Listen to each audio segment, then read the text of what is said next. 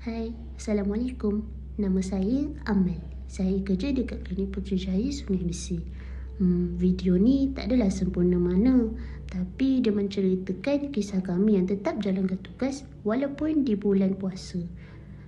Sebab pesakit adalah keutamaan kami. Cantik kan? Yang ni pula nama dia Azhar. Dia staf baru kami. Alhamdulillah dia memang macam ni, kabut sikit. Tapi itu tak menghalang dia untuk buat fokus kerja. Dia menyapu sana dan sini. Dia seorang yang sangat tekun. Sampai satu tahap dia penat sangat buat kerja. Lagi-lagi bulan puasa ni. Hai, kalau dah dapat roti john kan sedap. Yang ni perkakas yang perlu kami sediakan untuk doktor. Kami kena susun supaya doktor dapat jalankan dia punya tugas untuk merawat pesakit. Nampak tu? Itu adalah senjata utama untuk doktor.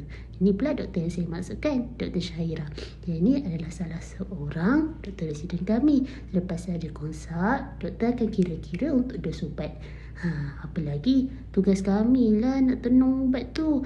Mengeluh jugalah bulan puasa ni. Tapi tak apa. Untuk pesakit kita akan double check segala ubat untuk pastikan pesakit dapat ubat. Lepas kira ubat, kita dispense lah ubat dekat patient. Jangan risau, kami tetap akan layan patient dengan mesra. Tenang sikit hidup ni. Kita nak tengok WhatsApp patient lah. Alamak, doktor panggil. Apa lagi? Prepare barang lah. Sebab sejak puasa ni ramai sangat dehydrated. Kena banyak minum air tau. Macam air dalam ni. Sedap kan? Nampak tak buih-buih tu? Sedapnya. Kalau dapat tak apalah. Tunggu buka puasa nanti. Apa-apa pun kita pergi bazar dulu. Ini bazar Sungai Besi. Kat sini kita orang beli makanan. Apa yang paling penting adalah komunikasi. Kami tetap berikan servis yang terbaik kepada pesakit kami. Kadang-kadang lapar jugalah. Orang lain boleh mori. Kami mori bawah katil. Tapi tak apa. Kat sini juga kami luahkan perasaan kami. Saya dah yang banyak luar tu. Tak apa. Dekat sini kita kongsi kesedihan dan kita tumpang kebahagiaan. Saya bersyukur sebab rakan-rakan sekerja semua sangat supportif. Dan yang paling penting adalah tukang belakang saya ni.